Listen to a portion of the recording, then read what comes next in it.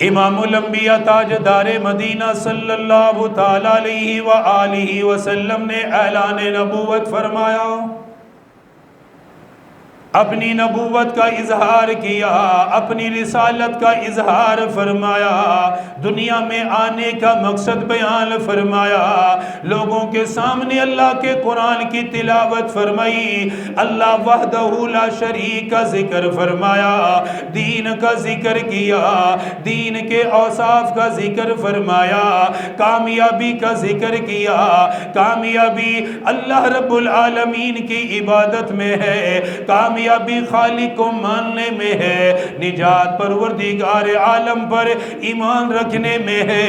آپ نے لوگوں کو دین کی دعوت دی، اللہ کی طرف بلانا شروع فرمایا، دن کے وقت بھی لوگوں کو اللہ کی طرف بلایا، رات کے وقت بھی اللہ کی طرف بلایا، ہر وقت جب بھی موقع مل جاتا، کسی سے بات کرنے کا موقع ملتا، ہر ایک کو اللہ کی طرف بلاتے، اللہ کی طرف ان کو دعوت دی جاتی، قرآن پڑھ کے انہیں سنایا جاتا، کافروں نے مارنا شروع کیا، کافروں نے پتھر برسانے شروع کیے، کافروں نے بد زبانی اختیار کی، آقا کے صحابہ کو مارنا بھی شروع کیا، حضور کی دعوت کو روکنے کے لیے، دین کی تعلیمات کو بند کرنے کے لیے، ان میں سے ایک حربہ یہ بھی اختیار کیا کہ یہود کے پاس جایا کرتے، جنات جن کے پاس تھے، جو جادوگری کے اندر بڑی مہارت رکھا کرتے تھے، جادوگروں کے پاس جاتے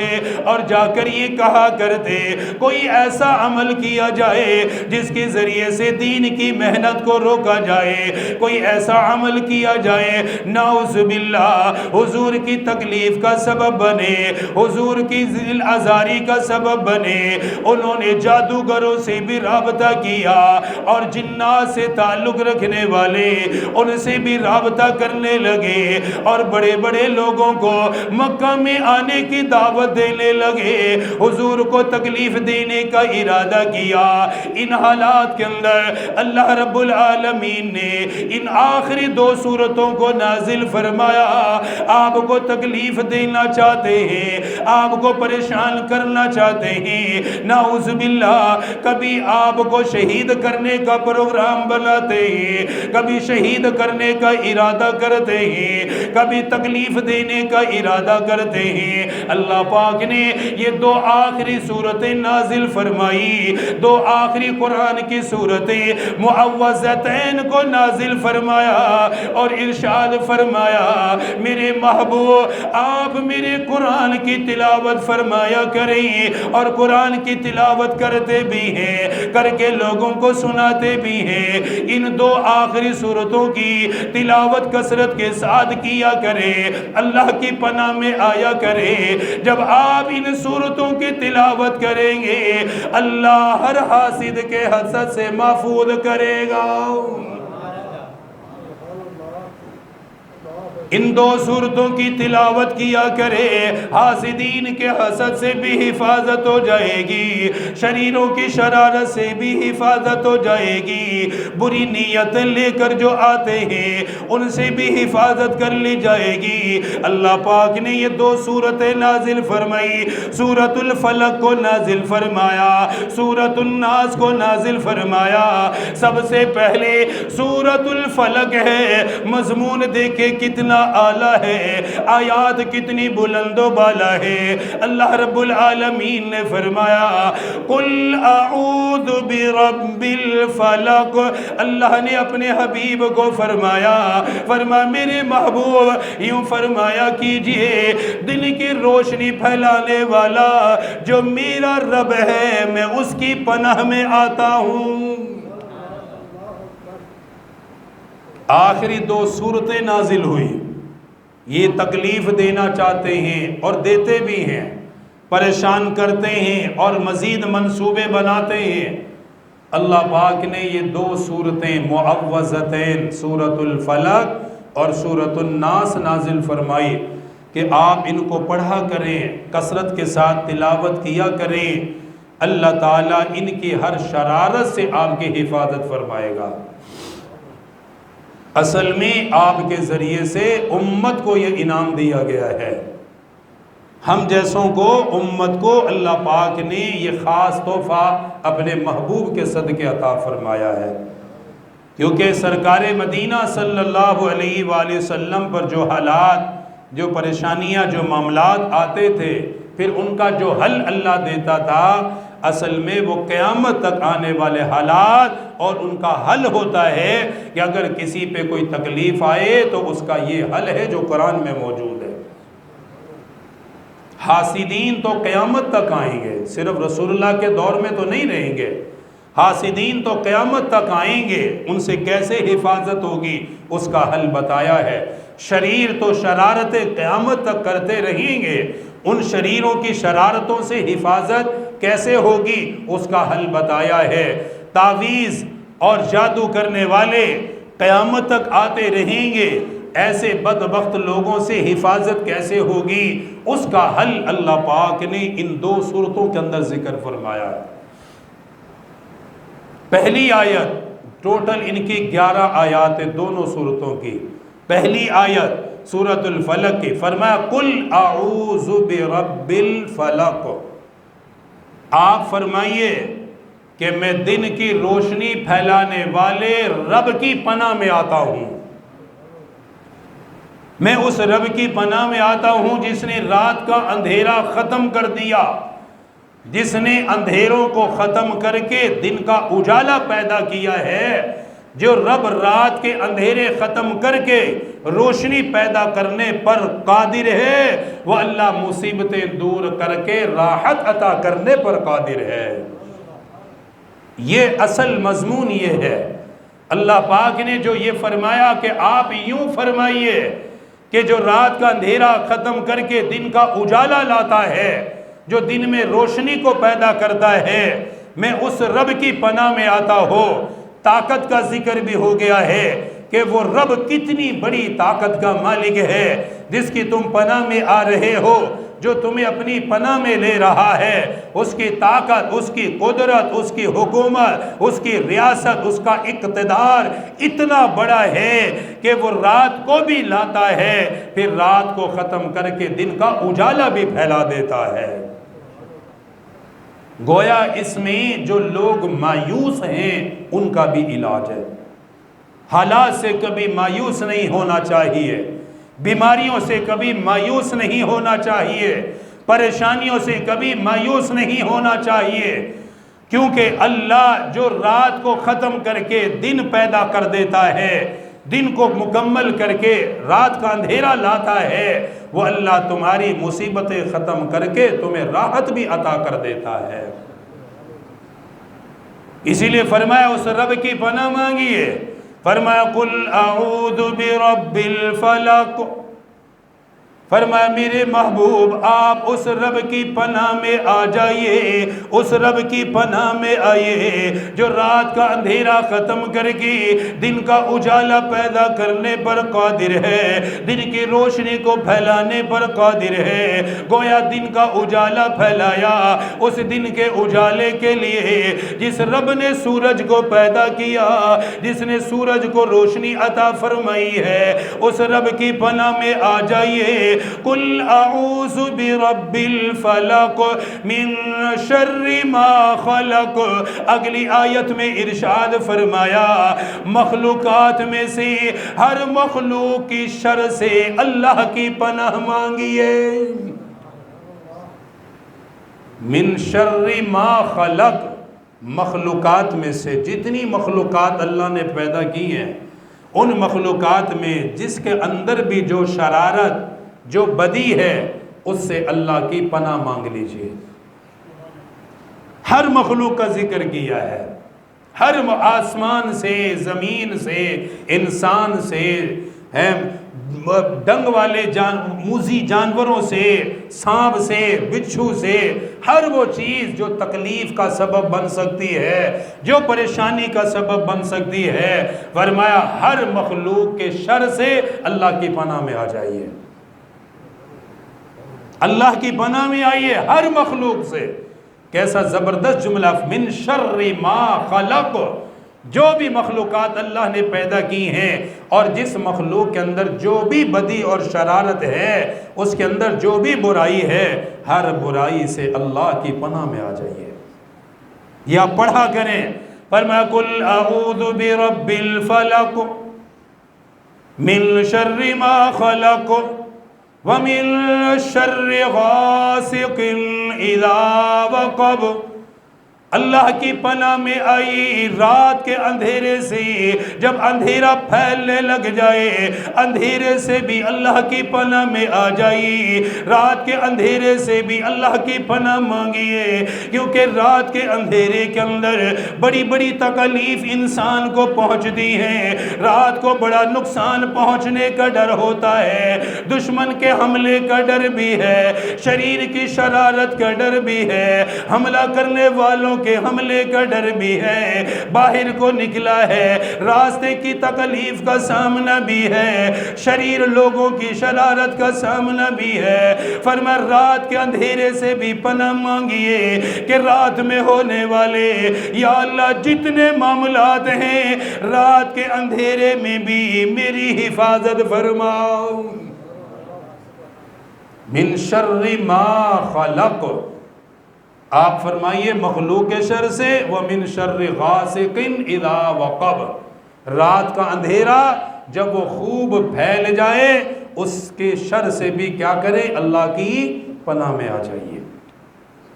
کتنے بڑے بڑے کام ہیں جو رات کو ہوتے ہیں، لوگ انتظار کرتے ہیں، چوری کرنے والا رات کا انتظار کرتا ہے، ڈاکہ ڈالنے والا رات کا انتظار کرتا ہے، بے حیائی بدکاریاں کرنے والے رات کا انتظار کرتے ہیں اندھیرے کا، کہ لوگ سو رہے ہوں گے، نیند میں ہیں، کوئی دیکھ نہیں سکے گا، کوئی پکڑ نہیں سکے گا، کوئی پہچان نہیں سکے گا، رات کے اندھیرے سے فائدہ اٹھانے کی کوشش کرتے ہیں۔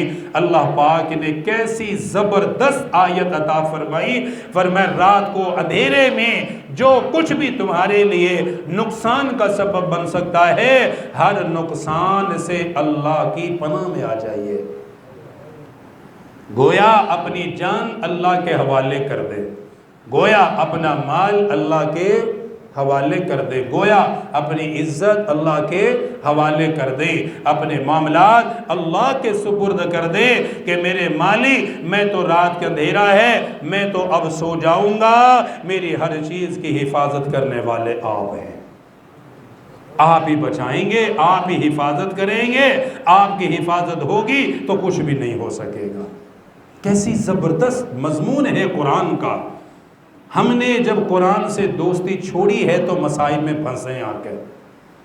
اب یقین سے بتائیے، میں اب ہاتھ نہیں کھڑا کرا سکتا، آج تک مجھے بتائیے کہ ان دو صورتوں کو کس نے سمجھنے کی کوشش کی آپ میں سے، کہ ہم سمجھیں کہ یہ دو صورتیں کیا ہیں، ان کے مضامین کیا ہیں اور ان کے فوائد کیا ہیں، ان کو پڑھیں گے اللہ آخرت تو دے گا ہی دے گا، اللہ دنیا میں بھی حفاظت کرے گا، دنیا میں بھی اللہ بہتری کرے گا، دنیا میں بھی اللہ عزت عطا کرے گا۔ ہم سمجھتے نہیں قرآن، پڑھتے نہیں قرآن، عمل کرتے نہیں قرآن پہ، تو مصیبتیں اور پریشانیوں کے اندر ہر وقت گھرے ہوئے ہیں۔ رب کیا فرما رہا ہے کہ تم یہ کہا کرو وَمِن شَرِّ غَاسِقٍ اِذَا وَقَبَ، کہ میرے رب رات کا اندھیرا پھیل رہا ہے، شریر لوگ نکلیں گے، شرارتیں کرنے والے حرکت میں آئیں گے، تکلیف دینے والے حرکت میں آئیں گے، میرے رب وہ رات کے اندھیرے سے فائدہ اٹھائیں گے، میں تو آپ کی پناہ میں آتا ہوں، میری حفاظت فرما لیں۔ اللہ حفاظت کرے گا۔ وَمِن شَرِّ غَاسِقٍ اِذَا وَقَبَ، چوتھی آیت دیکھیں، فرمایا وَمِن شَرِّ النَّفَّاثَاتِ فِي الْعُقَدِ،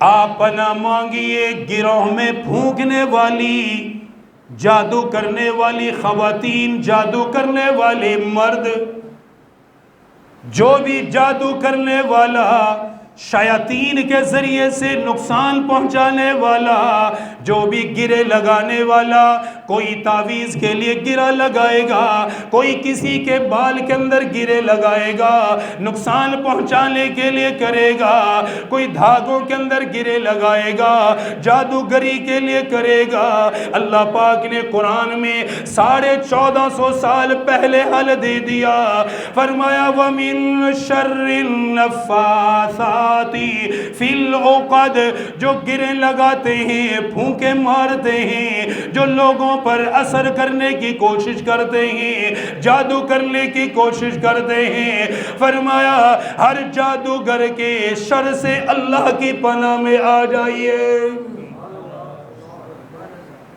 وَمِن شَرِّ النَّفَّاثَاتِ، نفاثات پتہ ہے کس کو کہتے ہیں؟ گرے لگانا، پھونک مارنا، پھونک مارنا۔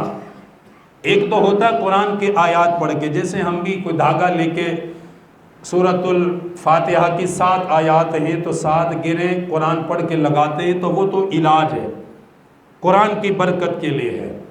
کچھ یہودی ایسے تھے کہ جو بندے کے بال لے کر ان پر گرے لگاتے تھے، پھر ان پر سوئیاں لگاتے تھے، پھر ان کو پتھر کے نیچے رکھ کر بندے کی تکلیف اور پریشانی کا سبب بنتے تھے۔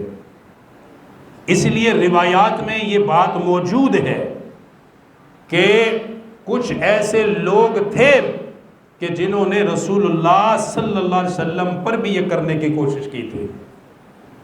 آپ کے بال مبارک لیے تھے، زلفوں کے تھے یا داڑھی مبارک کے تھے، آپ کے بال لڑکیوں کے ذریعے سے لیے گئے تھے، اس لیے اللہ پاک نے اس آیت میں ذکر بھی عورتوں کا کیا ہے۔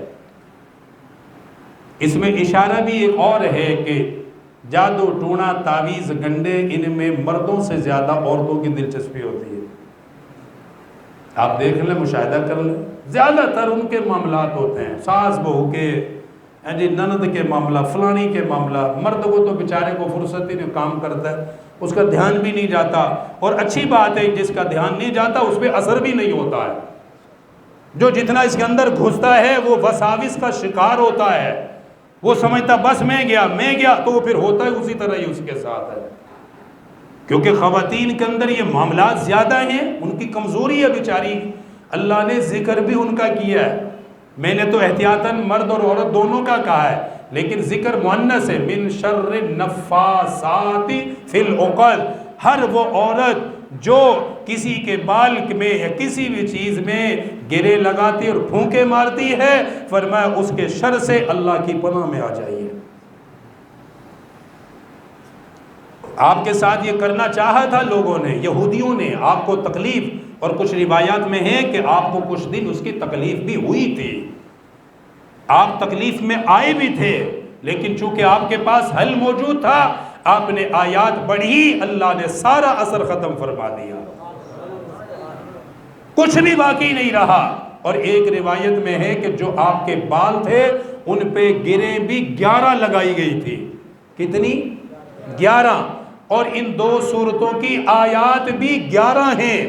اللہ پاک نے فرمایا فلاں کنویں میں آپ کے بال رکھے ہوئے ہیں، ان پہ 11 گرے ہیں، ایک ایک آیت پڑھتے جائیں، گرے کھولتے جائیں، اللہ آپ کی حفاظت فرما لے گا۔ اس لیے اس کا ذکر بھی ہے گرہ لگانے کا، من شر النفاثات فی العقد، جو گرے لگاتی ہیں، پھونکے مارتی ہیں، ان کے شر سے اللہ کی پناہ میں آ جائے۔ پھر ارشاد فرمایا وَمِن شَرِّ النَّفَّاثَاتِ فِي الْعُقَدِ، جادو کرنے والے کی جادوگری سے اللہ کی پناہ میں آ جائیے، برا چاہنے والے کی برائی سے اللہ کی پناہ میں آ جائیے۔ وَمِن شَرِّ حَاسِدٍ إِذَا حَسَدَ، حسد کرنے والا جب حسد کرتا ہے، فرما حاسدین کے حسد سے بھی اللہ کی پناہ میں آ جائیے، اس کا حسد آپ پر اثر نہیں کرے گا، اس کا حسد آپ کی تکلیف کا سبب نہیں بنے گا۔ اللہ پاک نے حاسدین کا ذکر بھی فرمایا، حاسدین سے میرے پناہ کا ذکر بھی فرمایا کہ قیامت تک حاسدین بھی آتے رہیں گے، حسد کرنے والے بھی پیدا ہوتے رہیں گے۔ کوئی مال کو دیکھ کے حسد کرے گا، کوئی اولاد کو دیکھ کے حسد کرے گا، کوئی کسی کا اچھا کاروبار دیکھ کر حسد کرے گا، کوئی کسی کی خوبصورتی پہ حسد کرے گا۔ فرمایا حسد کرنے والا حسد کرتا رہے گا۔ آپ حاسدین کے حسد سے اللہ کی پناہ میں آ جائیے۔ جب اللہ کی پناہ میں آئیں گے حاسدین کا حسد کوئی نقصان نہیں دے گا۔ وَمِن شَرِّ حَاسِدٍ اِذَا حَسَدٍ، حاسدین کے حسد سے کس کی پناہ؟ اللہ کی پناہ۔ حسد کس کو کہتے ہیں؟ کسی کے پاس کوئی نعمت دیکھ کر یہ آرزو کرنا کہ اس سے یہ نعمت زائل ہو جائے، اس کو یہ کیوں ملی ہے، یہ خوش کیوں ہے، یہ راحت میں کیوں ہے۔ اگر میرے اندر آپ کے اندر ایسی کیفیت کبھی پیدا ہوتی ہے توبہ کرنا چاہیے، کیونکہ حسد ایسا مرض ہے۔ میرے آقا نے فرمایا حسد نیکیوں کو ایسے کھا جاتا ہے جیسے آگ لکڑی کو کھا جاتی ہے۔ حسد سے فرمایا بچتے رہنا، بہت بڑا مرض ہے، عذاب ہے، عذاب کو دعوت ہے۔ اللہ قرآن میں فرمانا ہے حاسدین کے حسد سے پناہ مانگیے۔ پڑھا کریں یہ صورتیں۔ دوسری صورت میں بس ترجمہ کر دیتا ہوں، وقت تو ختم ہو گیا۔ دوسری صورت سورۃ الناس، پھر فرمایا قل اعوذ برب الناس، چوتھا قل اعوذ برب الناس، میرے محبوب فرمائیے اعوذ برب الناس، جو لوگوں کو پالنے والا رب ہے میں اس کی پناہ میں آتا ہوں۔ کیسی صفات ہے، کاش وقت ہو تو بندہ ایک ایک آیت پہ بات کرے، مضمون کتنا شاندار۔ قل، آپ فرمائیے اعوذ برب الناس، جو ساری انسانیت کا خالق ہے، مالک ہے، جو تم سب کو پالتا ہے، اس رب کی پناہ میں آ جائیے۔ اور تینوں آیات، پہلی تینوں آیات میں ذکر اللہ نے الناس، لوگوں کا کیا ہے۔ گویا اللہ نے ہمیں شرف دیا ہے، کیونکہ مخلوقات میں اللہ سب سے زیادہ پیار انسان سے کرتا ہے۔ مخلوقات بہت ہیں لیکن سب سے زیادہ پیار اللہ انسان سے کرتا ہے، اسی لیے تو اس کو اپنا خلیفہ، اپنا نائب بنایا ہے، زمین کی حکومت، خلافت اس کو دی ہے، اسی لیے تو فرشتوں سے سجدہ بھی انسان کو کروایا ہے، کیونکہ سب سے زیادہ محبت اللہ انسان سے کرتا ہے۔ لیکن میں کرتا ہوں اس سے، آپ کرتے ہیں اس سے، یہ اب ہمارا مسئلہ ہے۔ وہ تو کرتا ہے اور سب سے زیادہ کرتا ہے، ساری مخلوقات میں سب سے زیادہ کرتا ہے۔ فرشتے کبھی اس کی نافرمانی نہیں کرتے، لیکن ان سے بھی اتنی محبت نہیں کرتا جتنی محبت اللہ انسان سے کرتا ہے۔ کیا فرمایا؟ قل اعوذ برب الناس، میرے محبوب فرمائیے کہ میں لوگوں کے رب کی پناہ میں آتا ہوں، انسان کے رب کی پناہ میں آتا ہوں۔ ملک الناس، پھر فرما لو ملک الناس، لوگوں کے بادشاہ کی پناہ میں آتا ہوں۔ حالانکہ وہ بادشاہ آسمان کا بھی ہے، وہ بادشاہ زمین کا بھی ہے، وہ بادشاہ فرشتوں کا بھی ہے، ساری مخلوقات کا بادشاہ ہے، لیکن ساری مخلوقات کو چھوڑ کر انسان کو بیان کرتا ہے۔ فرمایا انسان کے بارے میں کہیے کہ میں لوگوں کے بادشاہ کی پناہ میں آتا ہوں۔ یہ اس کی محبت ہے، اس کا پیار ہے۔ ملک الناس، تیسری آیت پھر الہ الناس، لوگوں کے معبود، انسانوں کے معبود کی پناہ میں آتا ہوں۔ تینوں مرتبہ لوگ، انسان انسان انسان، تین مرتبہ اللہ نے فرمایا۔ پہلی آیت میں بھی انسان، دوسری میں بھی انسان، تیسری میں بھی انسان، تخلیق پیدائش انسان، پھر الہ انسان، بادشاہت انسان۔ فرمایا آپ کہیے میں لوگوں کے الہ الناس، لوگوں کے معبود کی پناہ میں آتا ہوں۔ کس چیز سے؟ من شر الوسواس الخناس، پہلے تین چیزیں بتائیں، پھر چوتھی آیت میں فرمایا کس چیز سے پناہ چاہتے ہیں؟ من شر الوسواس الخناس، وسوسے ڈالنے والے، جو وسوسے ڈال کر چھپ جاتے ہیں، بھاگ جاتے ہیں، جو شرارت کر کے چھپ جاتا ہے، تکلیف دے کے بھاگ جاتا ہے، ایذا پہنچا کے بھاگ جاتا ہے، جو خفیہ طور پہ کام کرتا ہے۔ فرمایا ایسے ہر خفیہ طور پہ کام کرنے والے کے وساوس سے اللہ کی پناہ میں آ جائیے۔ من شر الوسواس الخناس۔ اور جادوگری کا سب سے بڑا اثر پتہ کیا ہوتا ہے؟ انسان کے وساوس پہ۔ جادو کا سب سے بڑا اثر وساوس پہ ہوتا ہے۔ بہرحال کبھی وقت ہوا تو جادو پہ بھی بات کریں گے کہ جادو ہوتا کیا ہے۔ بہرحال من شر الوسواس الخناس، اس مخلوق سے جو خناس ہے، جو چھپ جاتی ہے، جو بھاگ جاتی ہے، وسوسے پیدا کر کے تکلیف دے کے۔ الذی یوسوس فی صدور الناس، جو لوگوں کے دلوں میں وسوسے پیدا کرتے ہیں۔ الذی، ہر وہ مخلوق، یوسوس فی صدور الناس، لوگوں کے دلوں میں وسوسے پیدا کرتے ہیں۔